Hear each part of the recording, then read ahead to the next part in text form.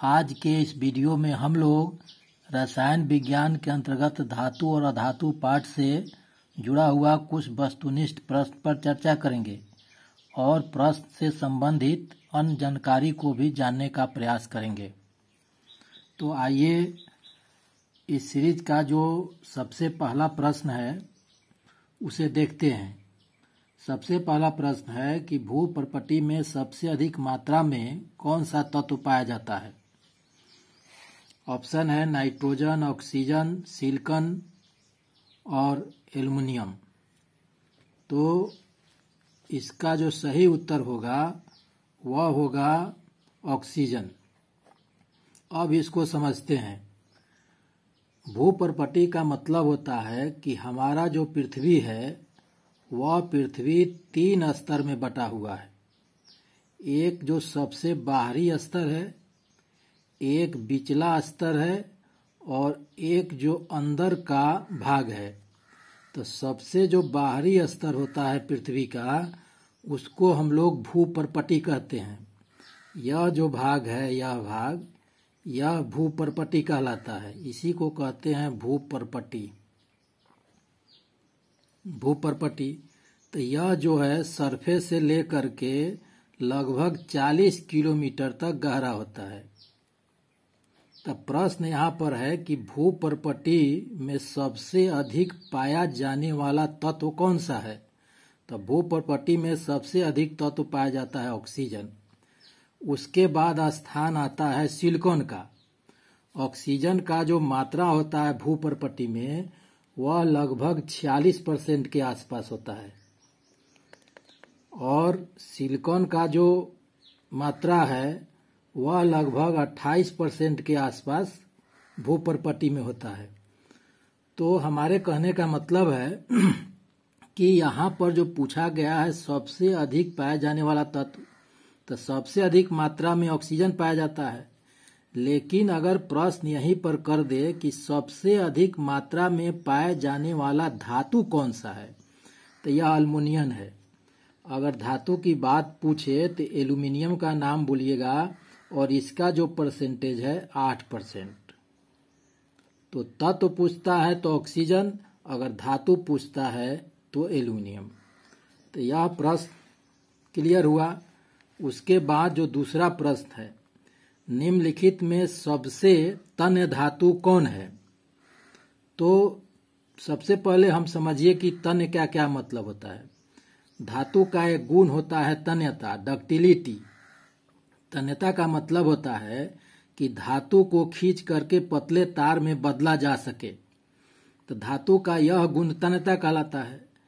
तो यहाँ जो ऑप्शन है उस ऑप्शन में सबसे अधिक तन्यता का गुण किसमें है, मतलब किस धातु को पतले तार में अधिक से अधिक बदला जा सकता है। तो सबसे अधिक तन्यता का जो गुण है वह है सोना में। 1 ग्राम सोना से कई किलोमीटर तक का तार बनाया जा सकता है।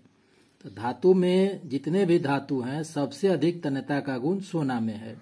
उसके बाद जो तन्यता का गुण है वह चांदी में है। तीसरा जो प्रश्न है वह है कि सबसे कम सक्रिय धातु कौन है। सक्रिय का मतलब हुआ कि वातावरण में उपस्थित या अर्थ क्रस्ट में उपस्थित जो भी एलिमेंट्स हैं उस एलिमेंट से तत्व से क्रिया करने की जो शक्ति है सबसे अधिक इसकी है। मतलब सबसे यह जो धातु आपको दिया गया है उसमें आपसे पूछा जा रहा है कि सबसे अधिक क्रियाशील कौन है, एक्टिव कौन है जो सबसे ज्यादा रिएक्शन कर सकता है, फास्ट रिएक्शन कर सकता है, तेजी से रिएक्शन कर सकता है। तो इस प्रश्न का उत्तर जानने के लिए आपको एक सीरीज जानना होगा, तब जाकर के इस प्रश्न का उत्तर आपको पता चलेगा। इसमें जो सीरीज है उसको कहते हैं एक्टिविटी सीरीज। इसमें है potassium, sodium, calcium, magnesium, aluminium, zinc, iron, tin, lead, hydrogen, copper, silver, gold और प्लेटिनम। यह सब एक्टिविटी सीरीज के धातु हैं। मतलब इन धातुओं को उसके क्रियाशीलता के अनुसार सजाया गया है। तो इस सीरीज में जैसे जैसे हम नीचे आते हैं धातु की क्रियाशीलता घटती है। इसका मतलब हुआ कि पोटेशियम सबसे अधिक क्रियाशील है, उसके बाद क्रियाशीलता में स्थान सोडियम का है, उसके बाद कैल्शियम का है, उसके बाद मैग्नीशियम का है। अब इस क्रियाशीलता श्रेणी को आप देखिए, चूंकि नीचे आने पर क्रियाशीलता घट रही है तो सबसे नीचे यहाँ जो चॉइस है जिंक है, तो जिंक यहाँ पर है। आयरन है तो जिंक के नीचे आयरन है, मतलब जिंक ज्यादा क्रियाशील है, आयरन कम क्रियाशील है। उसके बाद देखिए टीन, आयरन से कम क्रियाशील टीन है। उसके बाद देखिए तांबा, तो यहाँ तांबा है। तो सबसे कम क्रियाशील धातु अगर पूछा जाए तो सीरीज को ध्यान में रखते हुए उसका उत्तर दिया जा सकता है। तो यहाँ पर उत्तर होगा तांबा सबसे कम क्रियाशील धातु है इस दिए गए विकल्प में। दूसरा क्वेश्चन है कि कॉपर सल्फेट के विलयन से कॉपर को विस्थापित करने वाला धातु कौन है। मतलब आपके पास एक सॉल्यूशन है, एक विलयन है, वह है कॉपर सल्फेट का, कॉपर सल्फेट का है। अब यहाँ पर कोई धातु है, अब कहता है कि वह कौन सा धातु होगा जो कॉपर सल्फेट से कॉपर को हटा देगा। तो कॉपर सल्फेट से कॉपर को हटाना है, तो कॉपर को हटाएगा कौन, जो कॉपर से अधिक क्रियाशील होगा। तो कॉपर से अधिक क्रियाशील कौन कौन सा है उसको यहाँ देख लीजिए। चांदी को देखिए, यहाँ चांदी है, तो यहाँ सीरीज में देखिए कॉपर के नीचे चांदी है, तो चांदी कॉपर से कम क्रियाशील है, कॉपर से ही कम क्रियाशील है। तो कम क्रियाशील है तो यह चांदी जो है कॉपर को नहीं हटा पाएगा। उसके बाद देखिए लोहा, लोहा कॉपर से ऊपर है, मतलब कॉपर से ज्यादा क्रियाशील है लोहा। तो लोहा जो है कॉपर को हटा सकता है। यहाँ कॉपर सल्फेट के विलयन से अगर यहाँ पर लोहा रखेंगे तो लोहा जो है इस कॉपर को हटा सकता है। उसके बाद है जिंक, तो जिंक को देखिए, यह जिंक है, तो जिंक भी कॉपर से ऊपर है, कॉपर से ज्यादा क्रियाशील है, इसीलिए कॉपर सल्फेट से कॉपर को जिंक भी हटा सकता है। यहाँ से अगर कॉपर सल्फेट के विलयन से कॉपर को हटाना है, मतलब रिएक्शन कराना है, तो यहाँ आप आयरन भी रख सकते हैं, यहाँ आप जिंक भी रख सकते हैं। तो यह इसको हटा देगा। कैसे हटाएगा, तो आयरन रिएक्शन कर जाएगा इस कंपाउंड से, कॉपर को हटा के बाहर कर देगा, और यहाँ पर आयरन आ जाएगा सल्फेट के साथ, SO4 के साथ, तो यहाँ बन जाएगा FeSO4, फेरस सल्फेट और कॉपर। तो प्रश्न था कि कॉपर सल्फेट के विलयन से कॉपर को विस्थापित करने वाला धातु कौन है। तो किसी विलयन से किसी धातु को विस्थापित वही करेगा जो उस धातु से ज्यादा क्रियाशील होगा। तो यहाँ उत्तर में जिंक और लोहा दोनों है, इसीलिए ऑप्शन आएगा इनमें से एक से अधिक। अगला प्रश्न देखिए, विद्युत का सबसे अच्छा सुचालक कौन है। तो यहाँ ऑप्शन है तांबा, एल्यूमिनियम, चांदी और लेड। तो सबसे अच्छा सुचालक माना जाता है चांदी को। तांबा भी सुचालक है, एल्यूमिनियम भी सुचालक है, लेकिन चांदी सबसे ज्यादा सुचालक है। लेकिन इसका यूज हम तार बनाने में नहीं करते हैं क्योंकि यह ज्यादा कॉस्टली होता है। तो सिंपल सा क्वेश्चन है। अगला क्वेश्चन देखिए, धातु अम्ल से अभिक्रिया कर कौन सा गैस उत्पन्न करती है। तो कोई भी धातु अम्ल से जब अभिक्रिया करती है तो वह हाइड्रोजन गैस उत्पन्न करती है। जैसे देख लीजिए यहाँ पर सोडियम धातु है और किसी अम्ल से अभिक्रिया करना है, जैसे हाइड्रोक्लोरिक अम्ल है, तो इस अम्ल से अभिक्रिया करेगा, तो अम्ल से अभिक्रिया कर सोडियम क्लोरीन से मिलेगा तो सोडियम क्लोराइड बना देगा, और यहाँ पर बच गया हाइड्रोजन, तो यह हाइड्रोजन हाइड्रोजन गैस बन के निकल जाएगा। तो कोई भी धातु अम्ल से अभिक्रिया करेगी तो मुख्य रूप से हाइड्रोजन गैस का निर्माण करती है। उसके बाद है क्वेश्चन, निम्न में जंग का सूत्र है।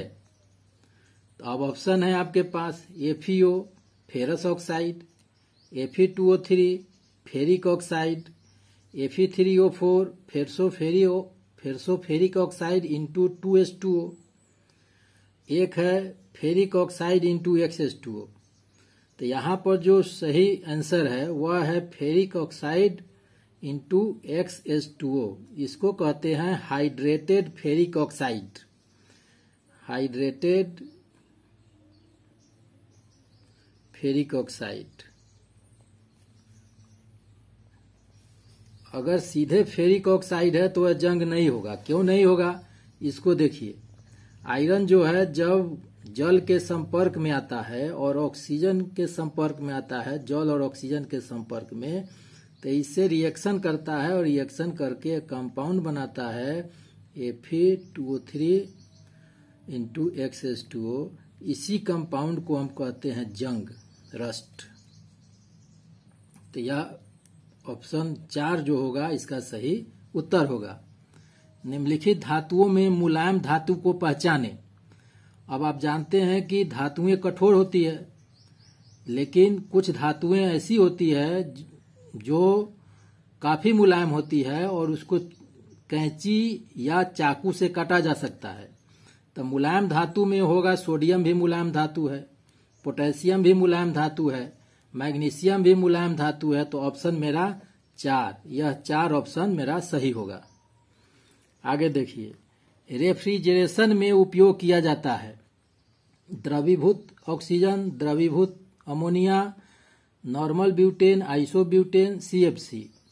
तो इसका सही उत्तर होगा द्रवीभूत अमोनिया।